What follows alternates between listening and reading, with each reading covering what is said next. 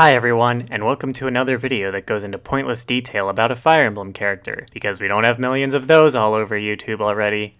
You know what's weird about the Fire Emblem series? The villains. And I'm not just talking about the serious epidemic of jaundice that seems to plague so many of them. I'm referring to the fact that, minus a few rare exceptions, every single villain seems to have the exact same plan of reviving an uber-powerful chaos demon under the insane belief that this won't be a terrible decision that they will regret for the rest of their very short lives. But you can't really accuse the Fire Emblem villains of being copies of each other.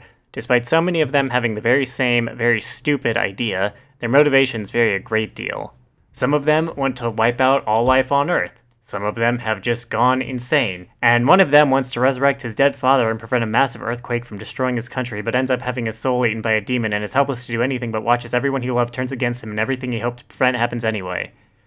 Sacred Stones was really dark, you guys. But today we're going to be talking about a villain who I feel got undercut during his tenure, and if you've already read the title to this video, you know that I'm talking about Ashnard. Man, that is just such a stupid name to say out loud. Path of Radiance begins with Ashnard, the king of Dain, launching an unprompted invasion on the neighboring country of Crimea. Everyone assumes he does this because Dain is a country full of racists, and Crimea has been trying to make friends with a country run by furries. Or lagoos, if you want to use the game's PC term. We could spend a lot of time talking about why it's dumb to use a mythical fantasy species as a facsimile for racism in real life, but, nope. Through the course of the game, it becomes increasingly clear that Ashnard has very little interest in Crimea as a country. In the final chapter, when the princess he dethroned finally has a chance to confront him, he literally pushes her out of his way because he has no interest in speaking with her. He only wants to talk to Ike, because Ike has those big, muscly, strong arms. At one point in the game, Ashnard's generals literally have a whole discussion about how he has seemingly abandoned his home country, and they outline step by step how he is deliberately making self-defeating decisions in order to lure other countries into the war.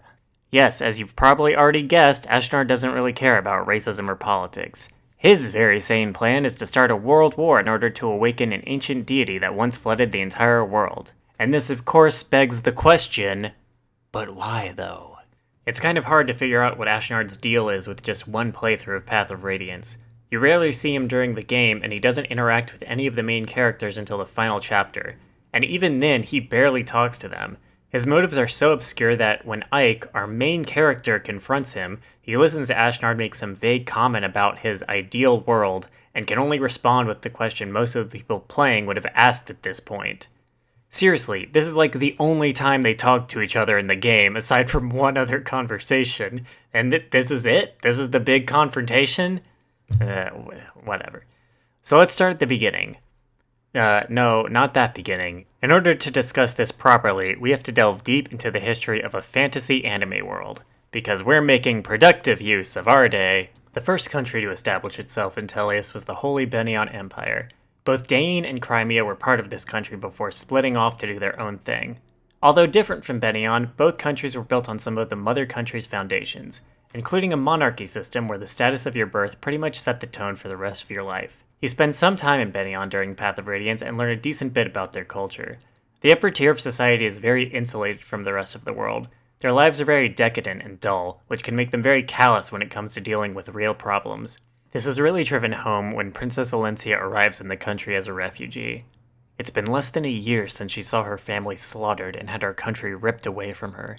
She has moved from country to country, seeking shelter, with the faint hope that someone will have sympathy for her cause and lend her an army so that she can take back her kingdom. So what better time than now to humiliate her and destroy her hopes? The Empress takes this opportunity to play a hilarious prank where she pretends that she doesn't know who Alencia is and threatens to just throw her out on the street. It's alright though, it's all done for laughs. The Empress even flat out tells Ike that she can't take him at his word because he's a commoner, and commoners would do anything for money, not like rich people, not like this totally trustworthy individual. Benion is the dominant political force in Tellius, and these chapters give you a real sense of just how stifling their status-obsessed culture really is. Dain wasn't as bad as this, but there was still a divide between nobles and commoners. That is, until Ashnard became king and changed everything. It is mentioned in Path of Radiance that Ashnard's ascension as king was odd, as he was only distantly related to the royal family. His nobility status probably only afforded him knighthood and a position in the military. Of course, since he was a total psycho who loves violence, this was the perfect place for him. Serving as a wyvern knight, Ashnard quickly established himself as a powerful warrior and started to earn some notoriety among the higher tiers of society. This experience undoubtedly left a strong impression on him. He eventually came to believe that the strong should reign on top, and it was this thinking that led him to take control of Dain and change the entire social structure. During Path of Radiance, and the sequel, Radiant Dawn, many characters mentioned that Ashnard's reign wasn't so bad for the lower class. He changed the social structure so that anyone could earn rank in his court by proving their strength in combat. Suddenly, people who had spent their entire lives believing that they could only be one thing and one thing only had a door open for them. At last, they had a chance to live in castles and wear fine silk clothing, and all they had to do was be really good at killing people. It's by no means a good system, but it's easy to see why it was appealing to some people. However, the problem with the culture like this is that your position is always in jeopardy. Eventually you're going to get old or injured, and you're not going to be able to fight like you used to. And if you think Ashnard is someone who's going to keep you around because he respects the service you put in, you're crazy. You're just crazy. Have you not been listening to anything so far? Ashnard frequently reminds his top generals that their positions are tenuous and that they can be replaced at any time. Betting on culture may be stifling and make it impossible to be anything other than what you were born to be, but the system Ashnard replaced it with is one of brutal chaos where you have to constantly live with the anxiety that one day you may not be strong enough to survive. And then what's going to happen? I'll tell you what, they're going to toss you out like those Chinese leftovers that you put in the fridge, knowing as soon as you put them in there that you weren't going to eat them, and then they're just there. They're just smelling up your fridge, and you think, maybe I should eat them, maybe I should, but you don't, and it just gets worse and worse, and eventually you just give it up, and you throw it away, and that's what happens to people in Ashnard's thing. So why would a man like Ashnard, who seems more obsessed with fighting than ruling, want to become a king? And how did he even get to become a king in the first place? It was during his time as a soldier that Ashnard decided he was disgusted with society, and he had a earnest desire to change the world. Luckily for him, there just so happened to be another psycho lurking around at this time, known as Lehran, a weird, dumb name. We'll just go ahead and call him Sephiran. Sephiran had become so disgusted by humanity that he was ready for them all to be wiped out, and because he also happened to be a mystical immortal bird person, he knew that there was a way it could be done. He found a covert way to tell Ashnard about the ritual that would awaken the dark god and supposedly send the whole country under a flood and destroy everything, which would somehow end up destroying society, I guess. So that was a thing. Now Ashnard had a real motivation to become king, so he set about creating a plan. This is where we start learning just how much of a depraved lunatic he really is. But before we get into that, let's talk about a love story. There was once a man who wanted to demolish society, and he met a woman named Almedea, who was the princess of the dragon people. Although they didn't actually love each other... Oh, wait a minute.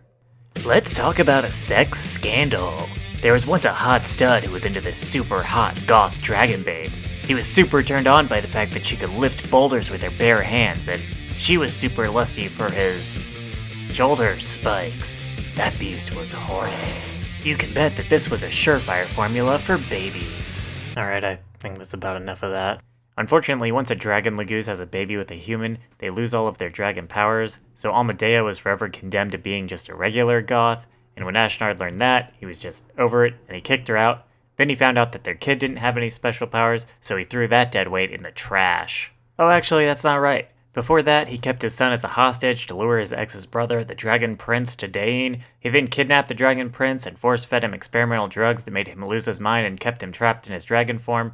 Then Ashnard said, "Hell yeah, I'm gonna keep him as a pet and ride him like a horse." And that's when he threw his baby in the trash. This is a powerful backstory that really emphasizes how malicious Ashnard is. Unfortunately, most of it is only told to us, and we don't get any scenes that really give us a feel for the visceral reality of it. It's a dark story, and Ashnard does do plenty of terrible things during Path of Radiance, but our main character is more of a bystander in these events. You don't find out about Ashnard's mount being a Legoose until he's defeated at the end of the game. It's a nice twist, but it could have been so much better if we had known who this guy was before he was transformed. Just learning about what happened is still an interesting story, but it doesn't carry the same emotional weight. In some ways, though, this may have been for the best. Lord knows if we had actually met the Dragon Prince, there's a good chance he would have been a typical anime good guy TM, and the only thing interesting about him would have been watching him go mad as Ashnard poured drugs down his throat. We are getting way sidetracked here.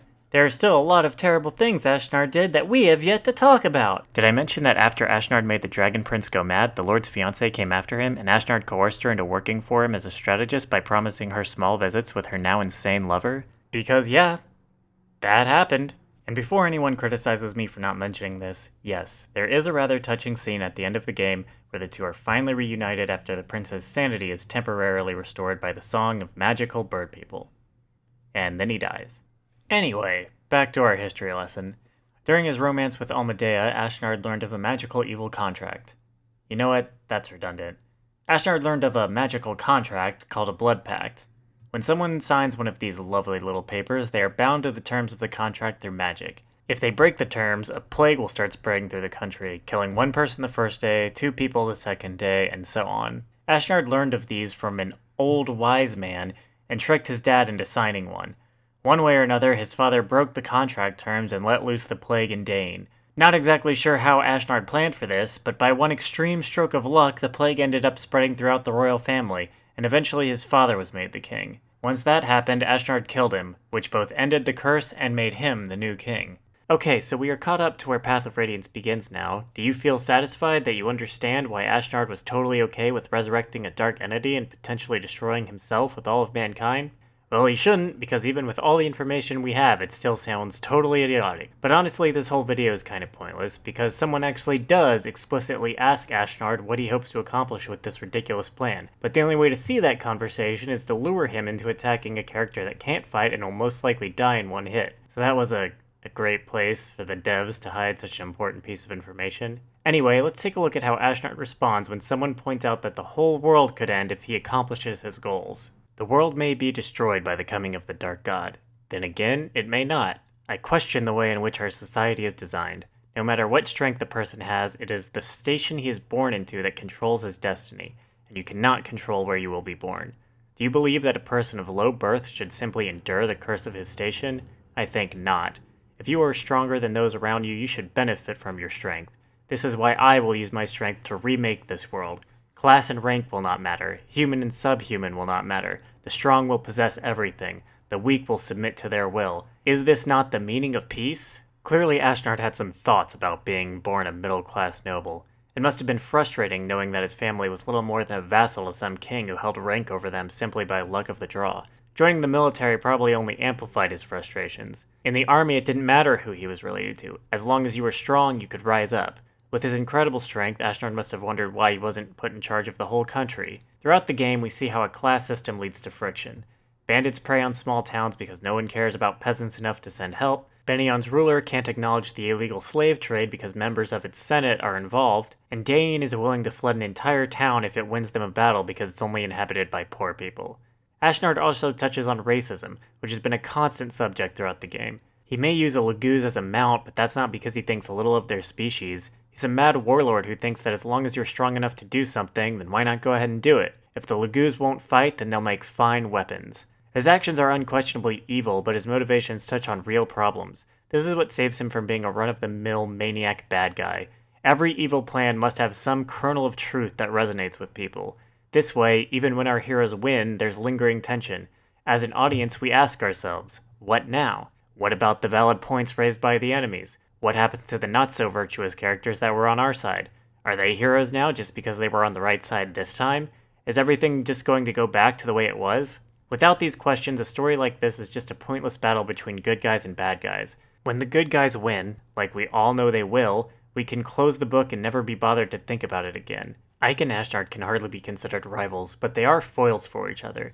It makes perfect sense that Ashnard was chosen as the villain for our first Fire Emblem game where our protagonist isn't a noble. Ike was born a commoner, and he is renowned throughout the entire franchise for being one of, if not the strongest character. Like Ashnard, he is disgusted with the class system, but unlike our antagonist, Ike will spurn all attempts from other characters to raise a station. He doesn't have the supreme arrogance to think that the world should bend to his vision. He lives life according to his values. Ike has no ultimate goal other than to be the best person he can be. And in this way, Ike changes the world more than a power-hungry madman like Ashnard ever could. The army he commands at the end of the game isn't run by generals who lead a battalion of low-born soldiers. It's a hodgepodge of lagoos, humans, mercenaries, commoners, and nobles who have come together for a common cause. He built an army consisting of people who had to overcome deeply inbred feelings of racism and nationalistic pride. He didn't do this with some delusional belief that he deserved to be commander because of his strength. The people who followed him did so for their own reasons. Ike didn't impose any harsh rules on the people under his command other than don't be racist. Although his soldiers may have had to work with people they were prejudiced against, they were forced to let some of those feelings go. In the sequel game, we actually get to see how characters have changed thanks to the time they spent in Ike's army, and it's a neat feature that makes playing both games back to back immensely satisfying. Yes, friends, my fanboy colors are on full display right now. I know it seems a little ridiculous to draw so much out of a game intended for children, but I think the Tellius games tell a really strong story that can resonate with people of any age group. You just have to go digging for some of the more meaningful bits of story. Ultimately, it doesn't matter if Ashnard thought he would survive the apocalypse or not. The real point of his character is to serve as the embodiment of the people's frustrations with the society they've been born into. Whether they are human, lagoos, or even half-breed, anyone could find something relatable in Ashnard's Joker-like contempt for civilization. It serves as a very nice foundation for the themes of the next game, but this video has already gone on for long enough already. So let me know if this had any influence over your opinion on Ashnard, and definitely tell me what you thought of him during your first playthrough of the game. Thanks so much for watching. This is my first attempt at making a video of any kind, so please feel free to tell me all the things I did wrong in the comments. And yeah, that was it. That was my first one. So thank you again, and goodbye.